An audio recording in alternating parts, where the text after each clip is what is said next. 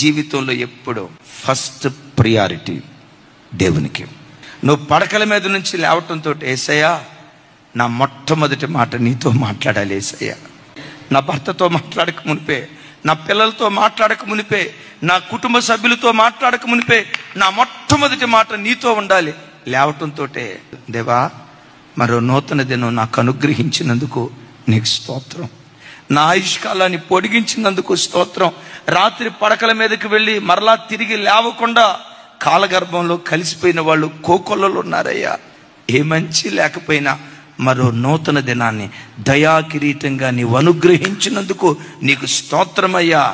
నీ నాలుక మొట్టమొదట ఆయన నామ సంకీర్తన చేయాలి. డిసైడ్ చేసుకో. దేవుని వాక్యం మొట్టమొదట చూడకుండా సెల్ ఫోన్ చూడను, వాట్సాప్ అసలు ఫోన్ ముఖం పొరపాటును చూడను. నా కళ్ళు మొట్టమొదట నా దేవుని ధర్మశాస్త్రాన్ని వెతకాలి, ఆయన వాక్యాన్ని వెతకాలని మొదటి ప్రాధాన్యత దేవునికి ఇవ్వు.